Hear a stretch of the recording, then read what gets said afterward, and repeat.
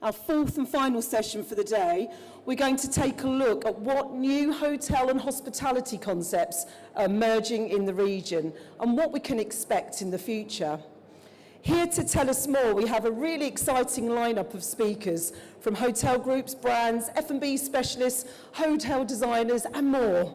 So let me introduce them to you. I'm going to start here on my immediate left with Duncan Fraser-Smith. Duncan is Vice President for Global F&B at the First Group, whose flagship project right now is MasterChef, the TV experience. That is actually the world's first MasterChef restaurant launching right here in Dubai about now. Tomorrow. There you go, you heard it here first.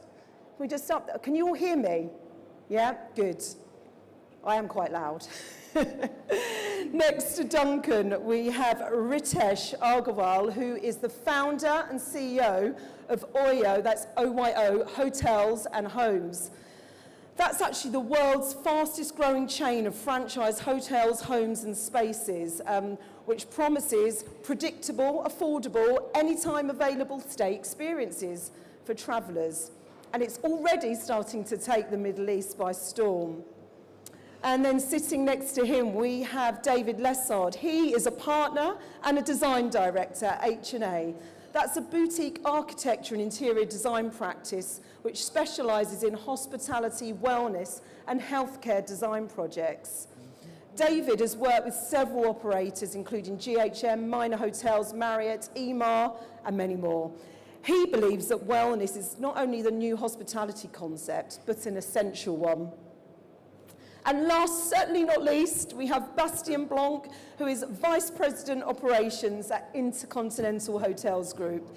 He's really keen to shed light on IHG's new upscale lifestyle brand, Voco, which is just debuted in Dubai. You'll see that on Sheikh Zayed Road. I can see it as I come into the trade centre every day.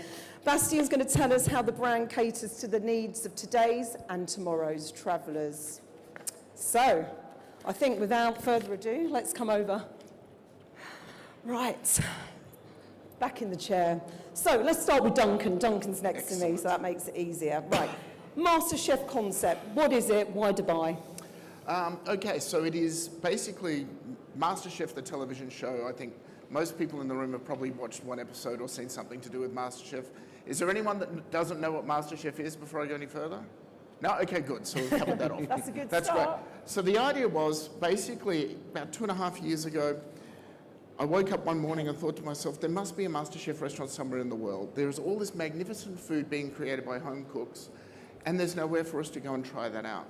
So the idea behind MasterChef and the reason for bringing MasterChef, the TV experience, to Dubai was I wanted to give customers and consumers the opportunity to have that emotional connection that they experience while watching the show. The research that we've done to get to this point has been phenomenal, but suffice it to say that having people in the office watching MasterChef episodes in order to get into the nitty-gritty of it and the feel of the show, you've got someone crying at one moment, someone laughing at the other. And that to me was this emotional barrier that restaurants really need to develop and push further. We're not in the food business, we're not in the dining business, we're in the entertainment business. That's actually what we're about now, and I think it was mentioned on the panel before about, you know, experiences are so much more important now than product. However, you've got to have a reason to come and try it. So in MasterChef, the TV experience, the menu is curated by former MasterChef champions from all over the world. And these are dishes that maybe won them a competition on the show. Watching Marco Pierre White might have said that's the best dish I've ever had, or it was a dish that was inspired by their grandmother as they were growing up on the shores of, you know, wherever. But the stories are there. Every single dish on that menu has a story behind it.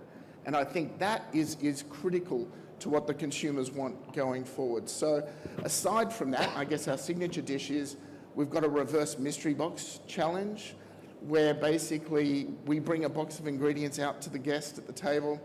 The guest chooses the ingredients from that box that they want in the dish, and my chef has 40 minutes to produce a stunning MasterChef-inspired dish for you there as well. So that's really the ethos and the core behind what MasterChef, the TV experience is. Why Dubai?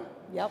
Well, Dubai is becoming a gastronomic hub I mean, we at the First Group look at this as the perspective of, you know, I think Sheikh Mohammed has said it very, very well. He wants Dubai to become a gastronomic dining space. And so we need to make sure that we're bringing homegrown, and this is 100% grown here in Dubai, this concept, homegrown concepts that can be exported out throughout the world.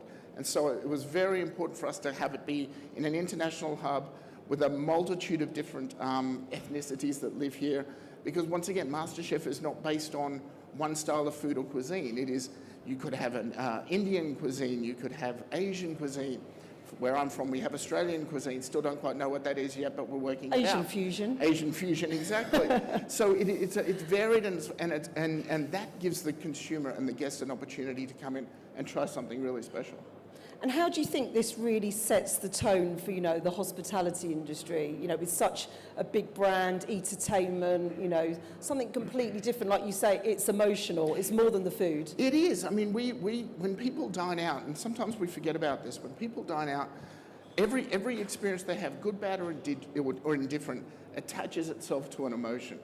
And so what we want to do is we want to create a dining experience where you connect. Maybe you watched the final of MasterChef Australia Season 8 and you remember Elena Dugan winning with that particular dessert, and now you can actually come into the restaurant and taste it. And when you saw the judge's eyes roll back and go into a sugar coma, now you can have the same experience. And I think that's really important because, as we've been saying before, it's not just about the floor, the ceiling, the walls, no offense, David, but it's actually more about the whole experience and being able to connect emotionally and have people leave going, that's a first. Yeah. That's an absolute first. Brilliant. Duncan, I will definitely come back to you, as you know. Thank but you. I'm going to move on to Ritesh. Now, your goal is to change the way people stay away from home. Is that right? Tell us, how do you change the way people stay away from home? That's perfect. Thank you so much for having me here. You're welcome. You know, Oyo today, I'll just take 2 minutes to give an introduction. Maybe it's easier by doing a poll. How many of you have ever seen an Oyo in China, India, Middle East, anywhere in the world? Oh, wow. Wow. Check Quite it a out. few, That's quite a amazing. few. And how long have you been in business? 5 years. That's pretty good. Yeah, so, I'll still take the opportunity to explain about us. So we today run the 6th largest hotel group in the world. We franchise, manchise, lease, own, you know, across business models of assets. Manage roughly 636,000 rooms across 10 countries and open 65,000 every 30 days. Wow. So that's sort of a broader background about what we do. But hey, isn't hotel supposed to be a business which was probably dominated by old school brands for the longest time? Then why is a new upstart making this difference with billions of dollars in revenue growing dramatically? I think our view has been fairly straightforward. There's been a long while where 90% of the world assets have been 100 rooms or smaller. They were called the friendly neighborhood hotel. Yeah, yeah. But nobody really cared about it, right? I like it. I feel that's unfair. I feel that the friendly neighborhood hotel should be prettier, should be jazzier, should be a place where people feel really comfortable coming back to. And hopefully the trend from that should hopefully mean that the neighborhood hotel will not just survive, but as a franchise or a leased asset to us, will potentially thrive in the face of potential competition, and young travelers across the world will appreciate that. Which means that whether it's North Dubai or it's by the marina, that small hotel or the apartment beside you is a competition for you as we speak. Now, the emotional side of things, I think, is going to dominate this conversation. You know, what we're talking about today and how people feel. So when I walk into one of your properties, how am I going to feel? So, you know, as an individual, I think if you were to go to one of these properties, it would remind you of an experience which is a funny combination. It would be a combination between the good old world small hotel, but with the new age pop and jazz of what a millennial would love. Okay. It's a funny combination of both. Yeah. And our dream is every time somebody walks into an Oyo, they say, this place for this price, it cannot be true. That's how the value of it should be displayed. And which is the reason why 94% of our revenue is either repeat or word of mouth. Wow. We spend very little or no money on marketing. We just feel building a great product experience. You know, we have $1.5 billion on our balance sheet, but we don't use it. We just use it whenever we need to create great Give products. it to me if you like, it's fine. I have to call my CFO. And my CFO, I always tell him, can read the most exciting, like a birthday invitation card, like an obituary. He's so cold-hearted. So it's hard. It's hard with him being around.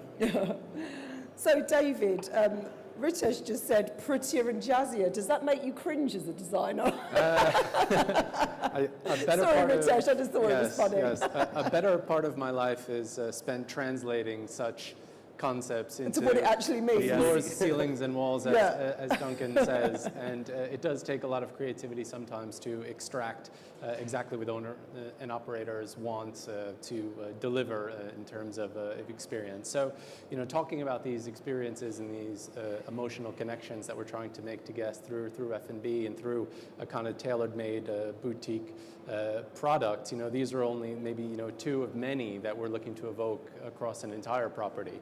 Hotels now need to not only excite an F&B and repose in a guest room, but they also have all these interesting in-between spaces, all the while trying to make an experience that is memorable, so to speak.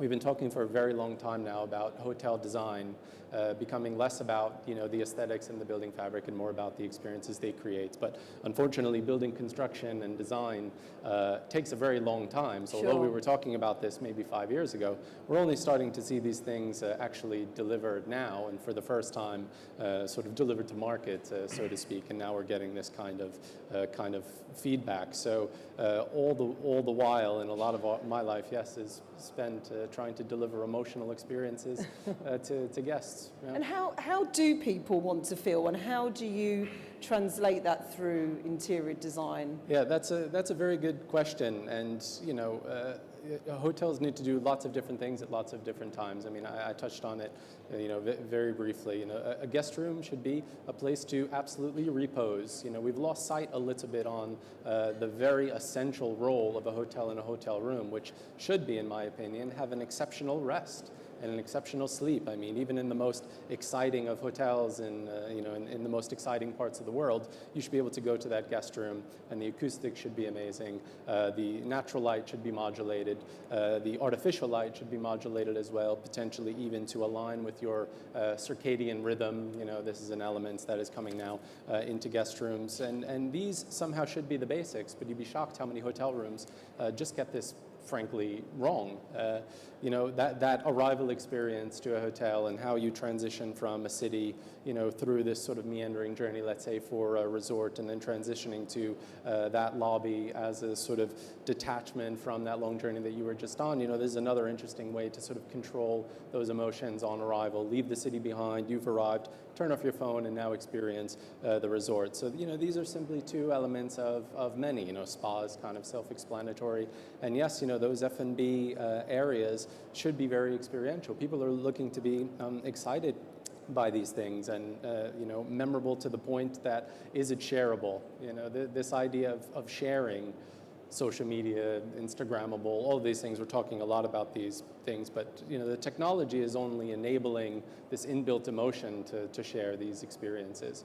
And so now we have to be a little bit more mindful that people not only want to share these experiences in the first person, but they're sharing it with potentially 1 million at any one time. And so you have to very carefully curate now these experiences, spaces, the guest journey, in order for each of those to be almost quantifiable and almost measurable in terms of what kind of experience did this create and what kind of emotion did this evoke. Sure.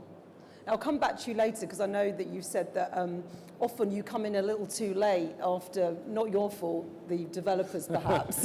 Well, I wouldn't blame developers, considering but you're not developers always are usually my asking for stuff. Well, we'll clients, go back to that. So, Bastian, we've talked a lot about F&B design, and there's a lot of lifestyle hotels, let's face it now, popping up everywhere. And we talked about this a little bit earlier about what's going to make them different, what's going to be their personality, because people probably are starting to get a little bit confused because every big brand is saying, oh, we've got a lifestyle hotel. So tell us about Voca, what makes it different, and what are those key elements? And also touch upon the emotional side as well, how it's going to make people feel when they walk in.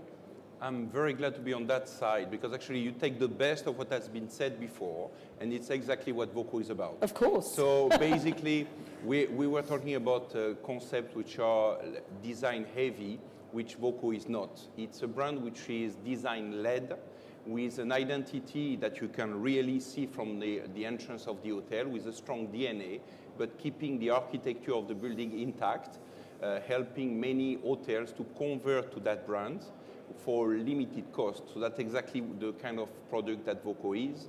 When we're talking from a guest point of view, it's really about a service which is unstuffy. And what unstuffy means is really a service where, for instance, if you go to the bar 51 on Voco Dubai on Sheikh Zayed that just opened a month ago, you can go to the bar and prepare your cocktail yourself with the team. So go behind the bar, prepare your cocktail like if you were at home. And that's what the new traveler are looking for. We know that the traveler and the type of travelers coming to Dubai is evolving. And I don't want to come back to the old school point that was mentioned just before, but we might be old in the hood because we have been here since 1961. But having the experience of the region, we have seen the type of travelers evolving, and we have been supporting the development of a product to match the requirement of the clientele of 2019 and beyond. Yeah. And that's what's happening in Dubai right now. You have a different type of clientele, not only regional but also international, looking for a new experience in F&B. The bar at the Voco Dubai is a very good example that you can experience. Or looking as well for design which are not too heavy and helping the stay. Because that's the point I really like and that you mentioned. Many hotels are going wrong in terms of design, going far too far in terms of design, Yes. making the stay Design very for design's awkward. sake. Yes. Yeah. It's really awkward. Voco, you feel yourself at home from the beginning. Everything from the artwork to the kind of bedding, for instance, that we are supplying as well, has been done with design, sustainability in mind as well. Right, in sustainability, correct, yeah. in order to build for the future. And when we talk about sustainability, definitely both the guests and the investors are into it because everybody wants to make a step forward to have a greener future. Great. Duncan, I mean, how important is design? I know you're quite passionate about that when it comes to, you're not just doing MasterChef, you've got lots of other F&B concepts that are out there and that you're developing at the moment. How important is design? Because one thing I've noticed, and this, I won't name the hotel I'm staying at, but there's this thing about let's all be sociable and sit together. Now, I'm at breakfast this morning around a giant table. I don't want to speak to that man next to me, I really don't. It's like, can I sit next to you? I'm like, if you like. I ate my egg and ran off.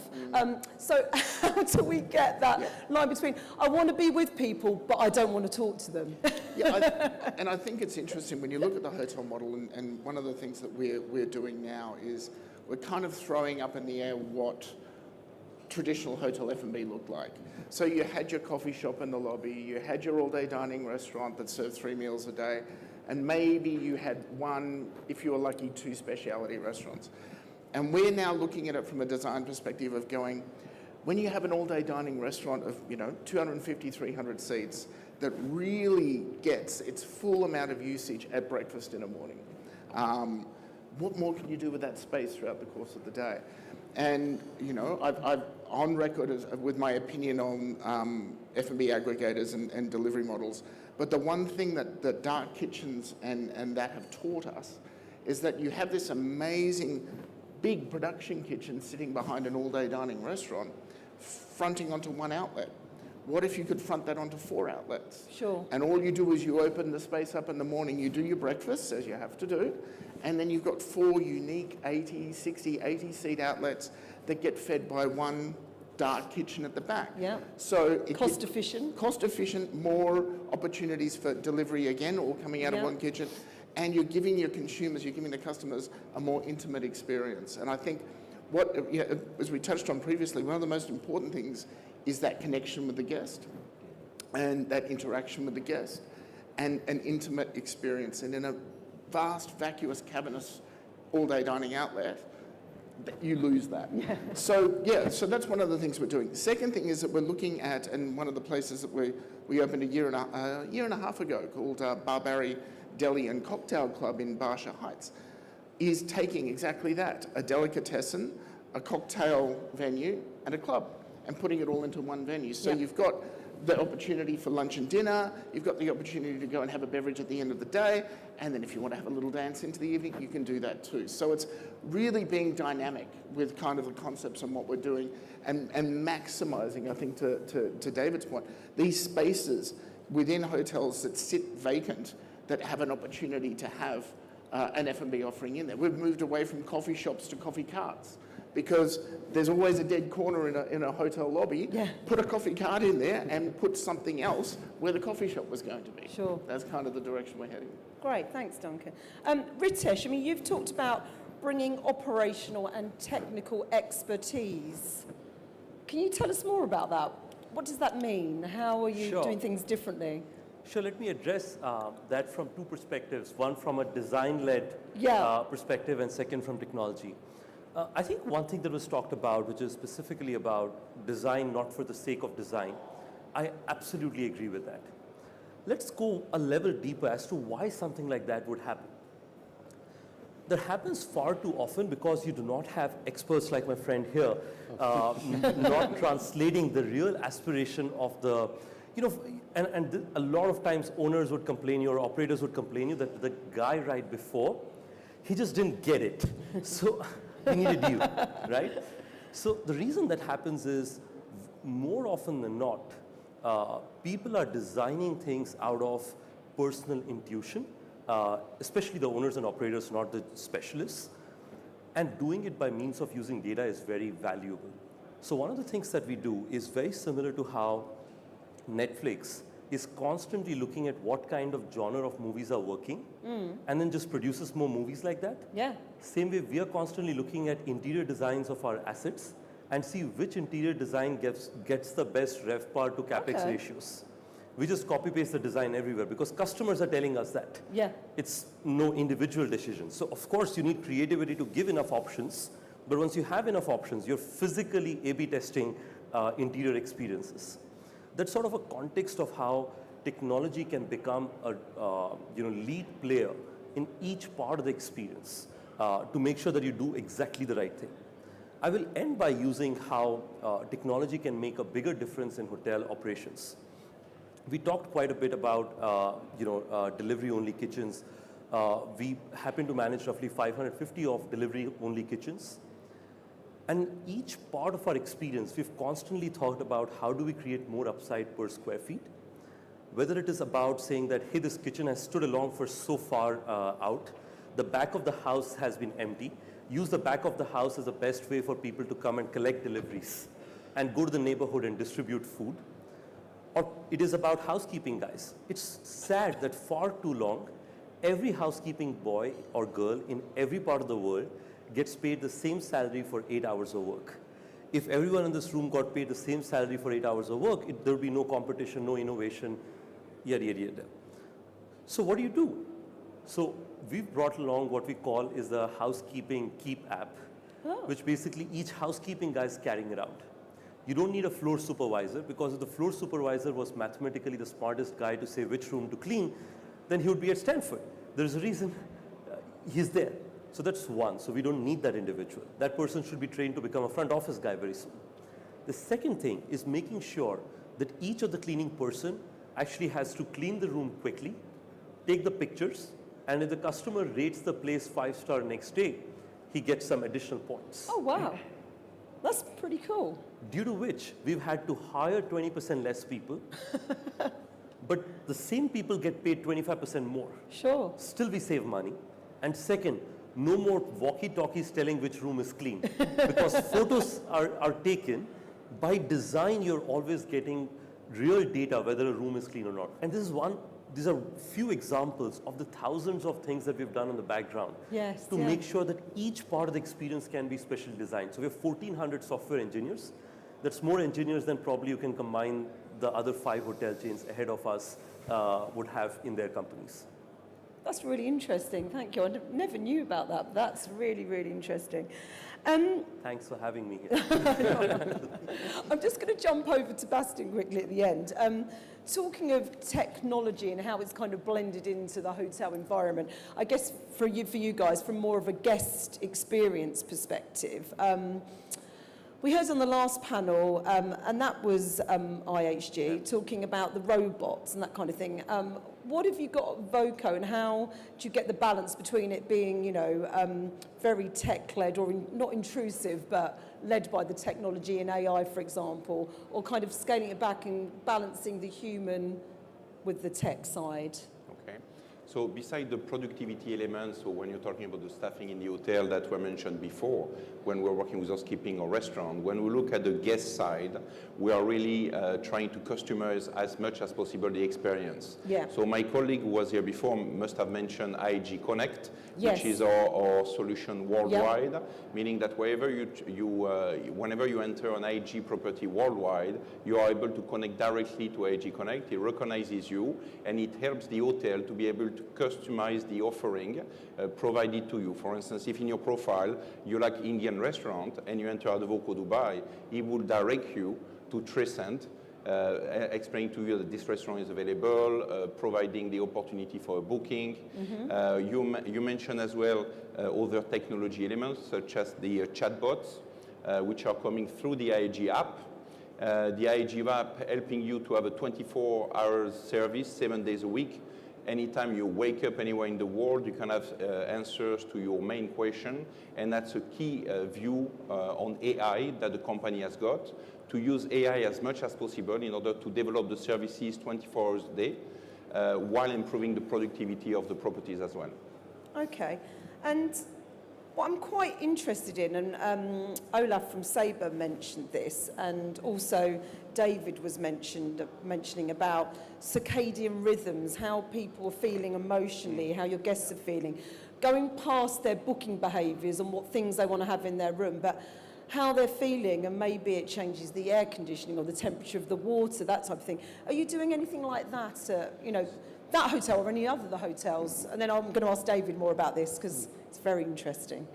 So beside the traditional element of, let's say, lighting, which is really at the heart of the branding of Voco as well. Right. So we talk in the room, in the corridors, but also even when you will go to the famous bar where you will do your cocktail tonight, it's called the Voco Life element.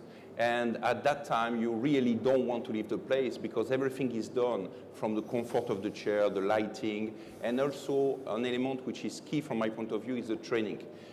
Talking about this kind of rhythm, within the Voco brand, we have included a training for this unstuffy training, unstuffy service, which is all about better reading the guest and adapting the service depending on the time of the day.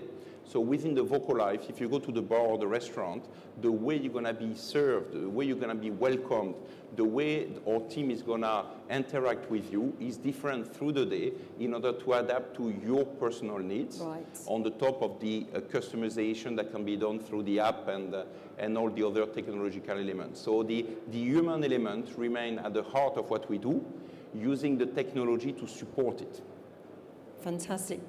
David, can you tell us how you're building wellness elements into design, how that's actually playing out in hotel design or other design examples, not necessarily hotels, that we can draw on, and how that is actually changing how people and guests feel? Yes, yeah, that's absolutely right. I mean, you know, the built environments can, and well, we know this now, it shapes our emotions. And what I say we know now, you know, we've been doing a lot of things through trial and error for the last 50 years in design. And if I speak briefly about healthcare, we know that, you know, access to natural light and view towards green spaces, you heal faster. We know this.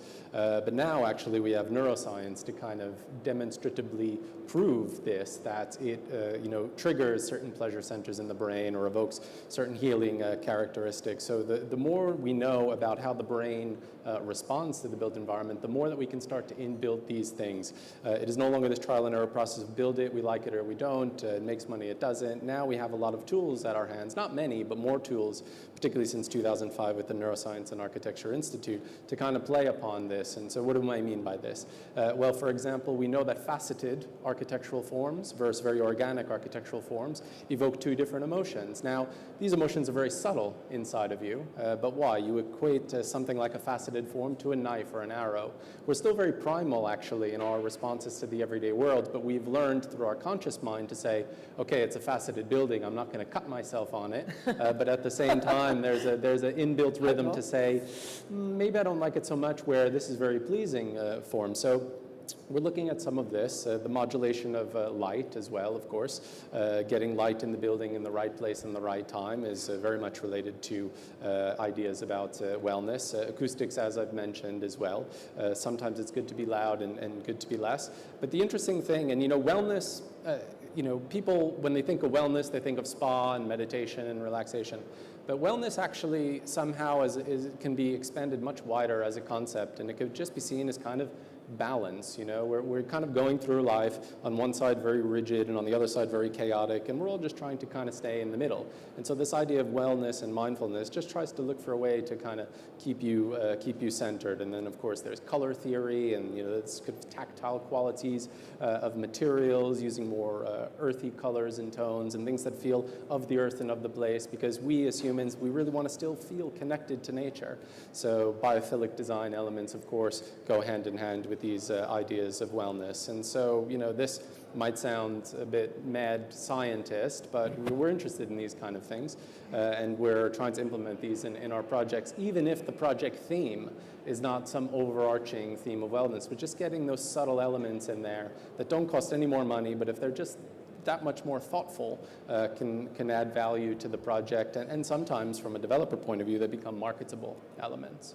And how hard is it to get kind of, developers or operators or whoever you get involved with to actually buy into this? You just said it's a little bit mad scientist. It makes perfect sense to me, but there'll be some people that just go, oh, what are you talking about? I just want a hotel. I know. There's definitely some of that. I equate it to kind of the arguments about sustainability, several years ago. If we were having this conversation 10 years ago, we were talking about sustainability, it would be the same kind of concept. So, and we're in that sort of stage now where it takes some convincing, so long as it doesn't affect the bottom line. If it could be done, for less and generate more revenue and be marketable, of course, it'll be welcomed. But as I say, sometimes it's just about being more thoughtful. Sometimes you don't even have to tell the developer you're doing it, and it can kind of get in there. So, and that's about the material choices and all of these types of things. Yeah, I'm saying that the secret is out now. But I'm working with some operators now who, IHD is, I'm not working with IHD, but they've introduced the circadian lighting test, I think, in some of their business hotels. Really interesting. Yeah, and this is a very interesting thing, right? Because the business hotel, you're in and out. You should combat jet lag. Your room should combat jet lag somehow. Yeah. And by modulating light and acoustics and all of these things, you could potentially address these kind of things. So that's one of many, I think, to come. Yeah. Duncan, where does wellness come into F&B? How does the two fuse? Well, I guess wellness from the perspective of food choice. The consumer demand has shifted dramatically in the last probably 8 years, and where we might have had 150 burger places in Dubai, I'm now literally expanding a vegan-based concept at the moment. Yeah.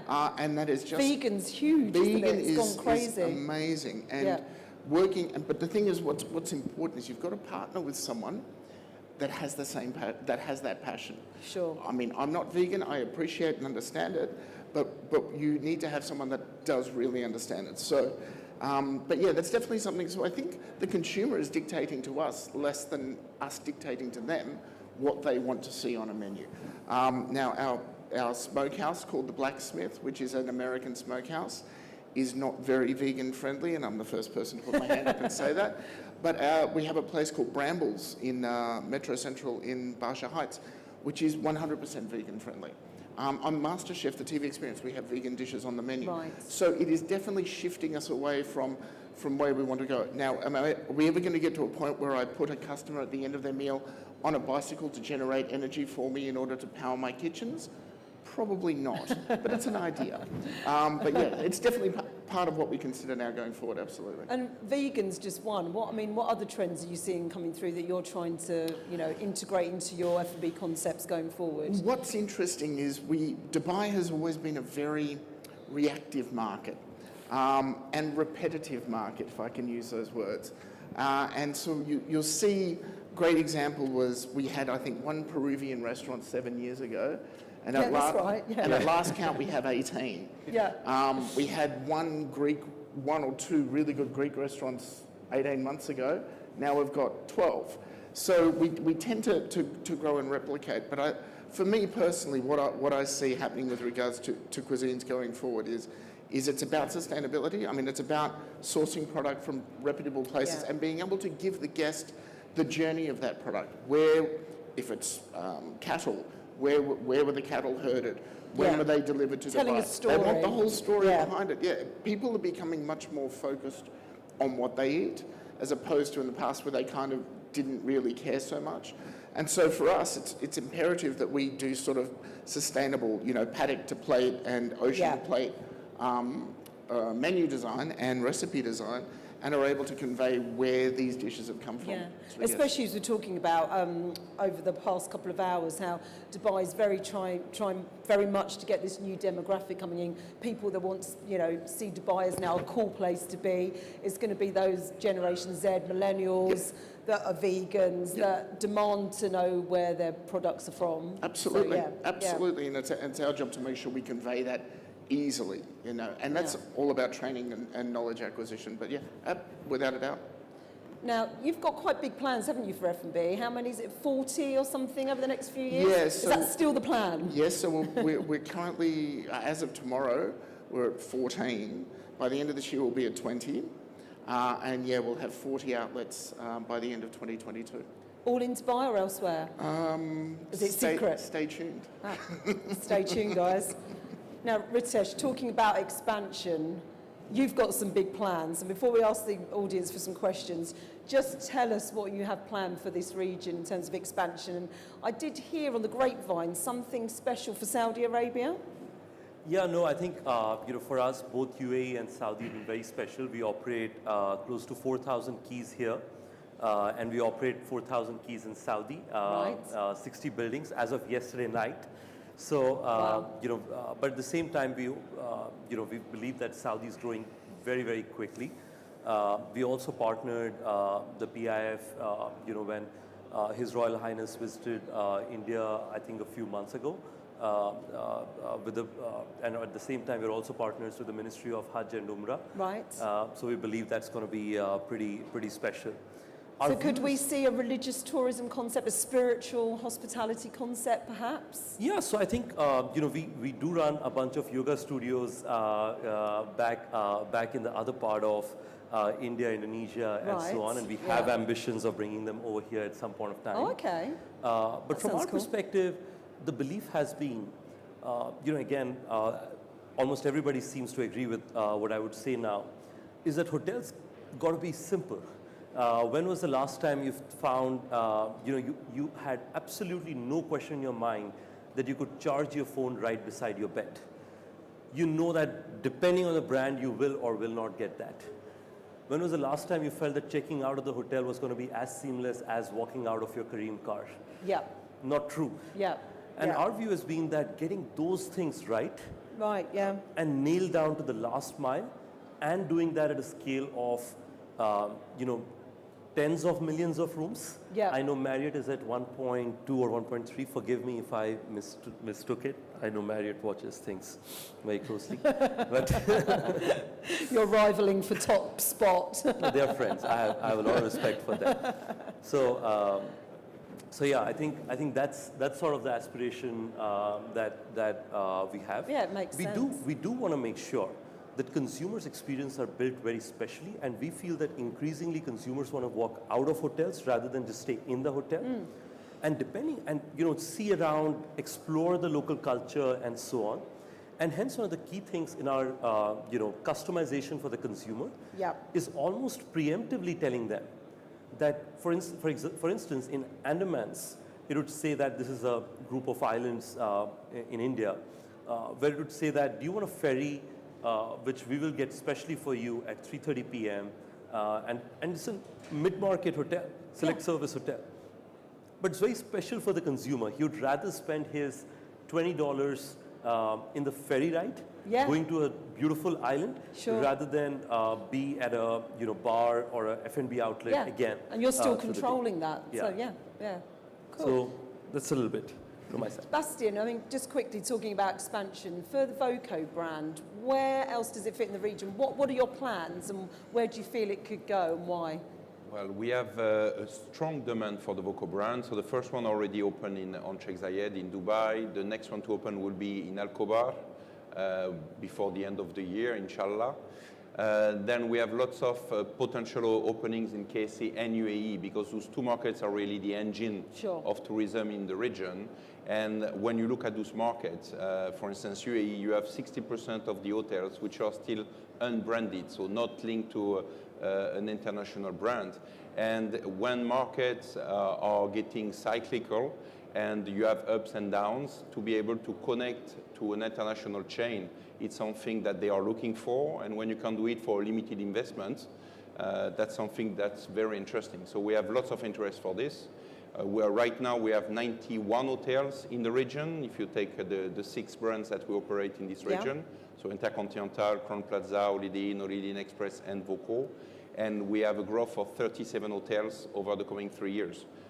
I'm not talking about the sign, I'm talking about the openings that will take place within the next 3 years. Okay. So it's significant. Thank you. I'm going to open up some questions from the floor now. So if you could put your hand up if you have a question for any one or all of our panelists, and we will get a microphone. We have a gentleman here. Thank you. Hello, everyone. I represent industry which uses waste to convert into upcycled products, which can be very effective for the hospitality industry. My question to all the esteemed guests is, what are the initiatives that you would like to see as an industry so that you can ensure there is zero waste, and specifically paper waste, for which the hospitality industry is, leading the charts, can do towards the environment? Because as we as an industry always say, we are the only and the last generation to act. So would love to know your views on this. Anyone like to take that one? If I can tell you definitely that more solution will be available in this region, better it will be, because it's a region which is still light in the tools that can be used to develop sustainability. As IAG, we are working with a partner called Wino in terms of food wastage, for instance, which is both sustainable and also helping the cost of the hotels. Going back to Voco and the sustainability, one of my personal favorite features of Voco is really the bedding, because it's actually made from plastic bottles that have been recycled. And it's something really unique. You don't notice it. So if you touch it, it feels like a real duvet, but it's a solution for tomorrow as well that we are implementing in every single Voco opening in the world. We're also working on the water consumption with specific water heads that have been used in every single Voco as well to control the water consumption while controlling as well the water pressure, to make the balance between being sustainable, having a long-term vision, as well as offering the right level of service to our guests. So more solutions like this will be available, more Voco will be implementing them, because it's really at the heart of this brand. Great. Does anyone else want to? I was just going to say, from our perspective, and we've got a 650-key hotel called Trip by Wyndham in Barsha Heights, and we basically turned that into a plastic bottle-free hotel. And the only way we could do that was actually filter our water ourselves. And we have a bottling facility in the basement, so all of the water and all of the bottled water, both sparkling and still, is produced on site. And we have been able to eradicate that as a form of waste, which I think is great. And also to Bastian's point, we've partnered with a company as well to monitor our food waste, because it is shocking. Once you start looking at this, it is absolutely shocking how much money is thrown away off your bottom line in food waste. And there's so many people around the world that haven't got food Correct. as well. Yeah, absolutely. Yeah. No, very good. I think that's a very important point, that every night there's so many people who sleep hungry, and then we've got so much of food wastage. The least we can do is just give it away at least. Yes, yeah, So I think we've partnered some of the firms in the direction, but I feel that all of us could do more. But by the way, good work, ATM. Yeah. Glass bottles. We have glass bottles, yeah. It should be bring your own soon, then, yeah, with your own water bottle that's filled up. David, did you want to mention anything about this? Yeah, It's such a big thing. Yeah, of course. I mean, it's such a huge part of designing hotels now, actually, and really inbuilt into the DNA of most, not only from a legislative and code point of view, but just by an operator and owner initiative. I mean, the sustainability side, yes, there are a lot of strict controls reducing the energy consumption, but when it comes specifically to the waste side, yes, bottling plants now are becoming very common in new hotel construction. Elimination of organic waste, meaning zero organic waste, and you think, wow, how do you do that? Well, in each of the F&B venues, you introduce composters that take the organic waste, they reduce it down, it becomes mulch for irrigation, and that, it means less traffic around the building for organic waste. It means that hotels can be designed, let's say, in a less restrictive way. I mean, not to get too technical, but separation of clean and dirty streams in hotels is very important from a food control and hygiene point of view. So if you have no organic waste coming out of spaces, you can arguably make hotels smaller in a very simple way. Of course, there's more complications around it. So by doing that is a real added value, and then you get away from compactors, and of course you don't have 20 to 30 waste trucks coming to the building every day. So these are just some elements that we're seeing now, and they're almost becoming standard, I would say, in most hotels now. Yeah, it has to be, doesn't it? Yeah. Great question. Do we have any other questions before we wrap up today? Anyone? Anyone out there? Oh, we have one at the back. Thank you. Hi. Question specifically for Ritesh. Uber now delivers food. It was meant for A and starts doing ABC. How do you see Oyo in the future? Do you have a sneak peek into what Oyo could also start to do? Yeah, I guess it's very mission driven, right? So Uber had a mission of being in transport and fixing everything that moves from one place to another. Yeah. Our mission has always been that how do we create beautiful spaces and give 2 days back, 2.9 billion middle income people slept or used spaces that were less than extraordinary. It hurts me. It hurts me that only rich people deserve beautiful spaces. What have this 2.9 billion people done wrong that they don't deserve beautiful spaces rather than mundane spaces? And I feel that's the one big aspiration I have, whether it's for short-term, mid-term, long-term, food, it doesn't really matter, but giving them a elevated quality of life is what inspires me. Will we do upmarket? Maybe. A classless hospitality concept. I like it. but does that inspire me to get out of bed every day? It does not. Okay. Brilliant. Any other questions before we wrap up? Oh, another one here. Can we grab the mic, the second row in the middle, please? Thank you.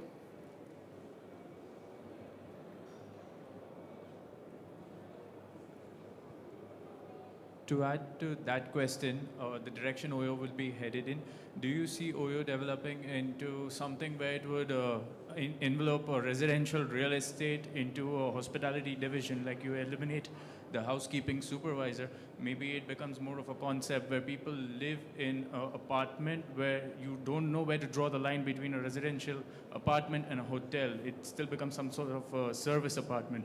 Any plans for something like that in the gray? So we already do operate Oyo Life. We are the largest co-living company in Japan. So in Tokyo, we're opening over 1,000 apartments a month. We operate in Indonesia and in India, but not yet in Middle East. But we are looking forward to it. It's increasingly worldwide. We see a trend where young people don't want to buy houses on one direction. Yeah. On the other hand, residential vacancy rates are at their highest. So it's sort of a situation where the supply is growing and so is the demand. So what's the catch there? The only catch is more and more young people want to rent it by the room or rent it by part apartments rather than the whole apartment. And there's a big arbitrage in that. So we're very excited about it, but we're currently primarily in the East, from India through to Japan, but we hope to bring it here very soon, and of course into Europe. Great. We've had some really good insights here. So I'd like to just finish off by asking each one of our panelists if they had to predict one big trend that's coming up in the future in their respective area, what it would be. It can be as out there as possible. I'm relying on David for the out there one. Oh, wow. I'm relying on him for the mad scientist one. I like that phrase. But Duncan, you can be mad too. Go on. Biggest trend. That's a really tough question because I think what we're going to see is we are going to see the next trends come out of this market. I think we're still not a mature food and beverage market yet, but we're getting very close to that. Health was going to be a trend 5 years ago, and it's just going to continue on. Yeah. So it's not going to. It's no Some longer are a trend. just evolving. Yeah. No longer a trend. It's going to continue. And I actually do believe that the marriage between where we source our product and sustainability, that story, the bringing of those two things together, hasn't still quite happened yet, and that's going to be something that definitely carries on. Great. Okay, Ritesh. So, this is an answer which has been inspired over many years of thinking. So, forgive me for this. But, my learning has been it's very hard for me to predict what will change in the many years to come. But what I can assure you of is even if Musk finds out how to rehabilitate people in Mars, there are 4 things that will always remain extremely important: location, design, service, and price. These 4 things are not going to change, that I can assure you of. So I'm probably Even on Mars. So these 4 things are not changing. I don't know what will change in the years to come, to be honest. Fair play. Well, it's a very David. honest answer. None of us have a crystal ball. So I'll speak a little bit more about what I'm seeing, the freshest in terms of immediacy. And admittedly, as an architect, sometimes I'm a bit slow to the table to get to these new concepts and turning them into life. But I would say, and particularly at the luxury end, but permeating now through other hotel levels, is this a very simple term, personalization. And what I mean by personalization from an architect's point of view is feeling like the hotel is there for you and you alone somehow. Having less boundaries in a hotel. And F&B keeps coming to mind, actually. I mean, when we look at the traditional all-day dining concept, you take a corridor to a venue, it has 4 walls, it has a buffet station inside, you go, you queue, you leave, you pay, and it's a very sort of rigid, almost robotic, automated process. But what if you were in the all-day dining, you didn't even feel like you were in the all-day dining? What if you were just kind of taking food, at your leisure, no particular time or place? What if even the transaction or the way that you pay for that element was somehow behind the scenes and automated and not necessarily, taking out your credit card and swiping. So to feel as a guest, kind of even before and after the booking as well, but when you're in the hotel, feeling like you have no bounds, that you can, do as you please, what you want, when you want it, and move at your own kind of speed. And this does have a tangible effect on how we design the physical fabric of hotels. And these are new ideas coming in, and how do you manage them? And there's technology involved, and it takes, some less rigid way of thinking on owner and operator perspective sometimes. But once they engage in that, I see this as something more future hotels will consider. The checking in, checking out with your phone, all of these things. It's going to become, I would say, more standard, but right now a bit of a trend. Bastian. Well, I will say it will be around 2 things: sustainability and customization. Sustainability, we'll see it with the requests we are receiving from our partners, and we have a team actually dedicated to developing sustainable properties. That's really the future. People want to build hotels that they can hand on to the next generation and be proud of it. So that's going to be a strong trend in terms of building the next generation of hotels. And from the customization point of view, lifestyle will be reinforced even further. We address it at all segment level. You go from Kimpton in luxury to Voco in mid-scale. That's Voco in upscale, sorry. And that these brands, and like Indigo coming to Dubai at the end of the year as well, those brands will reinforce and getting stronger over the years with a service closer and closer, less stuffy again and again throughout the brands. But really, if you want to be creative, the room of tomorrow will be even what I will call a white canvas. That through the customization, because you will be able to collect more and more information about what the guests like, by the time they reach their room, the color of the room, the color of the walls could be different. The location of the TV could be different. Oh, you did the that way the study, didn't you, curtains, a few years back? Yeah. I would love to do it again. Even the clothes in the wardrobe. Correct. Yeah. So that's really something. We're not there yet. Yeah. But ideally, that would be the ultimate customization of the product. And to go back to your point, is really arriving to a room which is purely yours. Yeah. Because yeah. it's customized not only in terms of lighting and curtains, but the bedding, the location of the bed, the color of the walls. Even you could even work with the temperature of the flooring. There are many things that can be done to customize your stay. Well, it sounds amazing. I'll stay there for sure. I'll invite you. Yeah, thank you. Well, ladies and gentlemen, I'm sure you'll agree that's been an absolutely fantastic session, a great one to end the day with. So please, can you give our panelists a massive round of applause? Thank you. Thank you. Thank you.